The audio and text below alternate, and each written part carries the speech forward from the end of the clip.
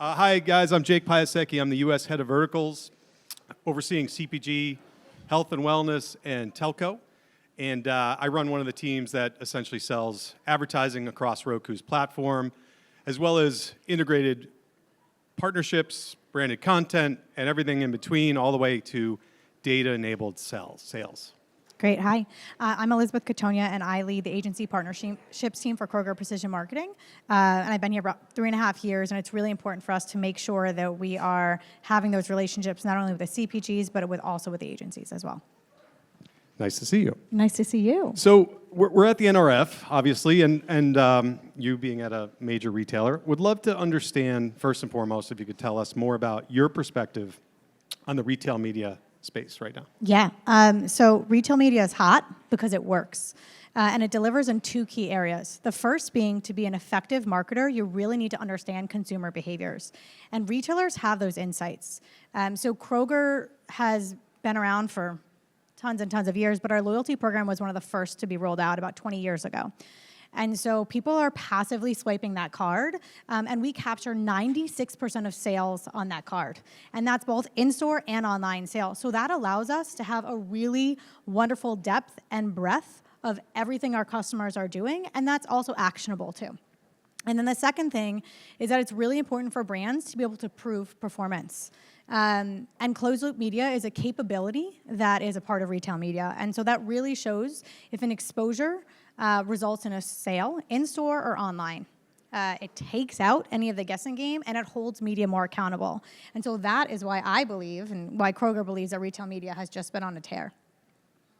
That's great to hear. Yeah. It's great to see, and obviously we work very closely, and we'll talk more about our partnership in a moment, for sure. Awesome. So, Jake, kind of a similar question for you. We know that retail media, you need to be in places and spaces where everyone is consuming the content. How has streaming changed over the last few years? Streaming is obviously coming into its own in a big way. It's now really mainstream, right? We saw this past September, October, where streaming reach on a weekly basis surpassed that of linear reach. We see cord cutting continuing to happen. We see the proliferation of long-form premium video content ending up all over the place across the streaming the streaming atmosphere. And a big piece of that is we're seeing scripted content, we're seeing non-scripted content, we're seeing the entry of sports into streaming. Obviously, we saw Thursday Night Football on Amazon. The Sunday Ticket deal was just done with YouTube.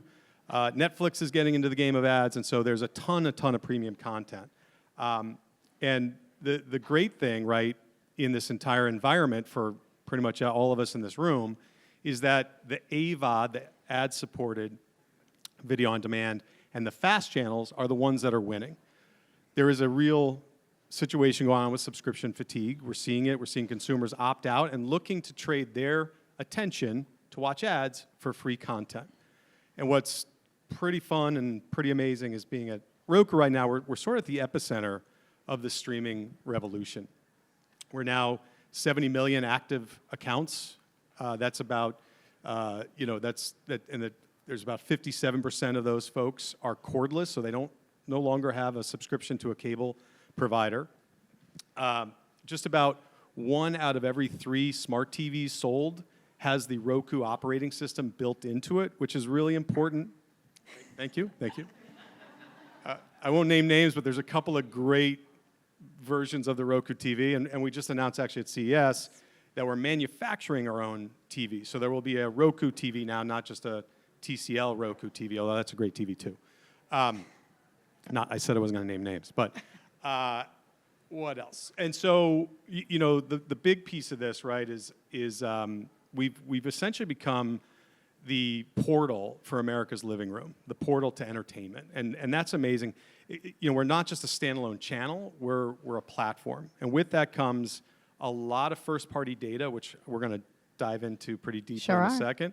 But it's an amazing situation, amazing place to be, and we're really the goal for Roku is to make TV better. It's to make TV better for marketers, but more importantly, almost more importantly, is make it better for consumers. And so we'll touch on how data, I think, is doing that for consumers across the landscape. I'll tell you, I have a 2.5-year-old daughter. I don't think we could live without my Roku, especially when she's sick. Oh, she knows how to use that remote too. It's actually almost too easy, but we love it. The Roku remote we'll talk about too. It is easy. And, it's funny because the one thing I talk to a lot of people, like, oh, you work at Roku, great. Like, I take my Roku on vacation. I take it to Airbnb. Oh, I never thought of that. Gotta do it. Huh. There it is. We're going on vacation on Thursday. I might be doing that. That's enough of the Roku commercial. So brands are all trying to figure out how best to leverage retail media networks. Yeah. Talk to us about the challenges you hear from brands directly. Yeah. So I think the first thing is that brands need retailers that have scale, and that also the data quality matters. So scale is essential. You need to make sure that you have enough scale to actually be impacting national sales. Kroger, we'll do a little plug here for Kroger. We're the largest grocer in the U.S. with first-party purchase data on 1 in every 2 U.S. households. So that's 60 million households that we have true first-party transaction data on. With our customer fulfillment center expansion, that number will be growing rapidly. So that's one thing. And then also the data quality really matters. So make sure you're checking into this whenever you're looking into the retailers. But large grocers have the advantage of people coming week after week. So we have a lot of frequent data. If you're shopping at a single category store, that data is going to be limited. And then also if you have, the large grocers have so many items in their basket. That is a lot of categories that we're getting when people are coming and swiping their card every single week. So we have a ton of variables that we are able to use to really make sure that we are putting forward the best information for all of our brand partners. Scale, obviously, really important. And so you're working with a wide variety of CPG companies at this point. And being able to access a lot of that, obviously that loyalty card information is critical. Yes. You can see what's in cart. You can see what's at checkout. Yes. That's great. We can see everything. And people are coming back week after week. So we know, we can see all the things. But people are coming back. So we know, is someone going to be more inclined to an ad where there's a coupon? Are they switchers? Are they really loyal to their brand? Do they have kids in the home? Do they have pets? We also have gas stations, so we can tell if they're premium fuel purchasers. We have pharmacies, so we can tell so much about our consumers, which is great for our brands. It's amazing. And we got to laugh over here about we know everything. Probably too much. Yeah, it might be. At Roku, similar story. Yeah. There's a lot of data, and it's about, though, to your point, that you need to make sure that it's PII compliant, it's safe, and you're not going too deep and crossing a line for sure. So talk to us about the Roku KPM partnership. We're entering the 3rd year of our deal. It was a newer deal for us, and certainly it's been I'll just say it's been just a great deal for us, and we'd love to just hear your perspective on it, and we can dig deeper there. Sure. You guys all know this. It's super important to be in front of your consumers wherever they are. And so at Kroger, for our brands, what we've done is we've built a lot of bridges where brands are able to use our data science to reach that right household with a bunch of different channels. Roku is one of them. Jake just talked about how crazy the numbers are at Roku and how the numbers are growing and growing. And actually, I read something earlier this week that you have more subscribers than all of the cable subscribers in the U.S. combined, which is kind of wild. So if you're marrying Roku and Kroger, you're marrying the best of the best. You have that wonderful video content with sight, sound, and motion, with advanced targeting, and with closed-loop measurement. So we can really tell you if a business outcome is impacted as a result of this partnership. Which I think is super powerful. We keep hearing in this economic environment that CMOs need to make sure that everything is performant. They need to say if business outcomes are delivered as a result of this, the media that they're putting out there. You can truly tell that with our partnership. And so I think that's one of the reasons why it's been so successful. That's great to hear. And it was interesting. I read an article this morning, CMO Today, about CMOs needing to be performance-based, right? And it's amazing to see how that's certainly shifted. You also touched on a point around what's really interesting about streaming television in general, and certainly at Roku with a lot of first-party data, is the ability to talk to marketers about brand awareness campaigns and upper funnel tactics, as well as then drilling down into performance-based metrics. And all the way to literally true ROAS and just seeing if someone watched a commercial, and walked into a Kroger and purchased the product. And so, to me, that's where things get really, really interesting, especially, and we'll touch on linear a little bit, as and to your point also, there's less cable subscribers than our 70 million active accounts when you think about that, right? Thank you for the whistle. Give or take 120 million U.S. households, right? So 70 million active accounts, and that cutting of the cable cord continues, which we love at Roku. And marketers should love, and retailers should love, because it does get down to a place where you can leverage data and technology to drive better results. Yeah. So you touched on this, but maybe go a little deeper on how this partnership is delivering on the needs of the marketplace and the industry. Yeah. So streaming, obviously that's where consumers are spending time. Roku is dominant in this platform. For brands, they need to combat viewer fragmentation, and so this retailer data can make sure that they're reaching the right households, and that's where Kroger really delivers. And of course, we want to show performance at all times. That's super important to brands. And so together with Kroger and Roku, we can really tell if an exposure results in a sale. On average, when you're applying the Kroger data on top of all things Roku, we are seeing a 5.7% median sales uplift and an 8.1% household uplift. So those are pretty staggering numbers that we're seeing, especially with video. So it's showing that this works. I think the industry is saying we want to make sure that everything is performant. We would love to collapse the funnel. How do we bring it all together? I think this is a prime example of that. Those are awesome results, and we see it time and again in the campaigns that we run. And it's been really fascinating to see more and more CPG companies leaning in on this and understanding. And we see, again, both sort of streams of campaigns. We see the brand awareness and top funnel things, but we also see more brands leaning into this. And those advertising budgets keep growing. And it's based on these types of results, and it's based on tying it to that real life in-store exposure and action, really. Yeah. Let's talk a little bit more about your data. You touched on it, but let's talk about why it's so powerful. We only have 20 minutes, so I love this question. I could talk about our data all day. Such a good Kroger joke. I love it. Our data is trusted. Our loyalty program is trusted. It's been around we talked about it years and years and years, but people understand the value exchange. So the more that they spend, the more that they're going to earn. So that's one thing. People are loyal Kroger customers, which is great. But data science also matters. Not every retailer is backed by the likes of 8451. If you are not familiar with 8451, it is the data science and technology arm of Kroger. And so we have a plethora of data scientists and engineers who are building advanced machine learning models to make sure that we are using our petabytes of data that we sit on most effectively for our marketers. And I just used the word petabyte. Probably no one really knows what that means. I'm in a room full of brand marketers and people who are hopefully familiar with video, so I'll try to break that down for you. And I kind of geek out for this. So you might have heard me say this before if you've heard me speak, but 1 petabyte of data, if you were to binge watch 4K videos for the next 2.5 years of your life, is 1 petabyte of data. Kroger sits on 10 petabytes of data. And this scale is ultimately critical for us to be able to really put together the most advanced models and make sure that our targeting is most effective. So petabytes of data that we're sitting on, I think it's just a lot. So I'll be short about that answer, but it's important. I can't wait to use petabyte in a sentence later. I know, and you can use it in relation to Now I video, know. which people understand. We all binge watch at some point. I've never done 2.5 years of my life at one time in a sitting. I can do a day if I can get my daughter to sit down for a while, but pretty powerful stuff. Very powerful.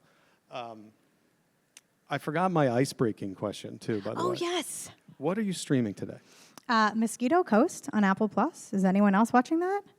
Yes, it's very good. Justin Theroux's in it. I don't think I've ever seen anything else with him, but it's great. Season 2 is out right now. What about you? What are you watching?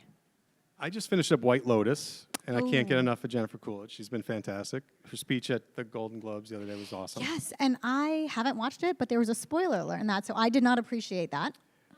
There's a big spoil. Don't alert. And I'm in the middle of Jack Ryan right now, which Okay, is yeah, totally we just binge different watched than that. Yeah, can't get enough of TV. No, and there's a lot out there. We digress. I think I'm asking you a question now. Yeah, Right? please. With the ever-changing privacy landscape, what role do you see first-party data playing to continuing to drive accountability? So we've all been hearing about cookies, right, and the deprecation. We all know how Apple changed how they're doing their privacy opt-in, what that's done to certain digital and online mobile businesses. We also know that the other proxy is IP address, right? And so IP address is constantly changing. And so if your power goes out, if you reboot your router because your Wi-Fi doesn't work well at home because you've been at home for 2 years, the IP address changes, right? And so tracking and having a deterministic and persistent identifier for households is going by the wayside as we move into the future. And that's troubling for a lot of advertisers, a lot of marketers, and a lot of ad sales teams. At Roku, we have deterministic and persistent login data that if anybody has a Roku device, hands for Roku devices in the room? Great, awesome. That's about 70% of the marketplace. You have to be logged in, and you log in with a credit card, you log in with an email address, and from those two pieces, we then can adapt a lot of different third-party measurement and data. And then, as I mentioned, 1 out of 3 smart TVs sold, right, has ACR technology built into the screen. And ACR technology, for those that don't know, is automatic content recognition. And so that glass of your TV screen is watching what you're watching, right? So it understands what types of things you're watching. It understands if you flip the channel when a Ford commercial came on. I didn't mean to pick on Ford, but first thing that popped in my head. It understands what kind of content you watch. So from that, we develop reams and reams. I don't know if we have a petabyte of data, but we have reams and reams of data on our users. And that first-party data becomes really, really critical as we talk to marketers and agencies about how to better leverage our space to drive real return on investment, real ROAS for them. And in the future state, that's going to be tricky in some other places. But with we just feel really well insulated at Roku when it comes to data and our usage of it. And we're very careful about our users. We're very careful about the type of data that we collect and how we use it. Number one goal at Roku really, and why it's in so many households is that it's a great consumer experience, right? It's a great device. You mentioned the remote control, how easy it is to use. We're app agnostic. We've got everybody on there. And so it's very critical for us to protect our consumer and our streamer in a big, big way. Yeah, I'm also now thinking about what my profile is. It's a lot of Blippi and fire trucks with the occasional adult show. That Apple happens, TV, yeah, it happens. Well, I think we're out of delivering you Pampers ads at this point, though. Yes, Okay. We are just potty trained, so that's Okay, perfect there you timing. go. There you go. We knew that. Just kidding. You have all the data. All right, I think we're nearing the end, yeah. Can you give me your predictions for the retail media network landscape over the next 3 to 5 years? Sure can. Everything will be more accountable. We're really excited about that at Kroger. Retail media will be a much larger part of the holistic media landscape. Things won't be as siloed. One of my clients is brilliant. He has told me he stops calling it retail media. He calls it media. So I think a lot more people will start following in that vein. It'll be everywhere. So if it's not in your TV with the likes of a Roku, it will be soon. And I think it'll make the entire marketplace more effective. So there will be less ad waste as a result. Lastly, while I do think there will be a lot of changes, I think some things will stay the same. So at Kroger, I think our ethos will continue to hold true, which is making the lives of shopper marketing and the shopper marketers easier and brand marketing more effective. Awesome. And what do you think are the 3 things that you're most excited about for the year ahead at Roku? We're excited, obviously, with the scale and size, scope of what we've been doing. It's resonating in the marketplace. We're psyched about that. What we see continuing is the advertising investment shifting out of linear into streaming in general. When you look at the mid-tier, long-tail linear cable networks, there's just no more reach available in those areas. With all the cord cutting, the audience is a frequency audience. And so marketers today and we talked to a lot of them, really need effective reach, but they need efficient and effective reach. And reach, right? You no longer get reach in cable TV. And so we're going to see that shift in a big way, especially as we start upfront conversations. We're really excited also at Roku. We're always innovating, which I'm psyched to be here with Brand Innovators because we're always innovating our brand. One of the areas for sure is leveraging our platform space. So you you turn on your Roku, and there's a lot of real estate that we're now developing for marketers to utilize in a big way. So innovative ad products, integrated sponsorships, more original content. And then lastly, we're also really excited. We're just in beta with this in fourth quarter, but we believe that people will buy stuff off of their TV like people buy stuff off of their phone today, right? 5, 7, whatever years ago, nobody thought that was really something that would happen. Now everybody buys stuff on their phone. I buy a lot off of my phone. I bet you do. Way You're going to too start much. buying it on your TV, and you have to watch your daughter with how easy the remote is because that OK We've had button. to stop that a few times. That OK button is going to allow you to buy stuff off your TV. And so look for more of that from us as we move forward as well. Awesome. Jake, thank you so much. Elizabeth, this was fantastic. Great. Thank you guys. The few of you stayed. This is great. This was Oh, great. we've got a question? Any questions from?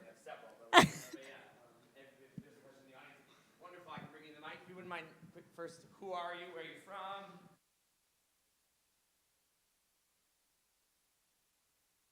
Hey, that was great, Elizabeth and Jake. My name's Ken Harlan. I'm the founder and CEO of Mobile Fuse. We're one of the largest in-app exchanges. So we see a great difference in the multiples and the CPMs on Android devices versus iOS devices.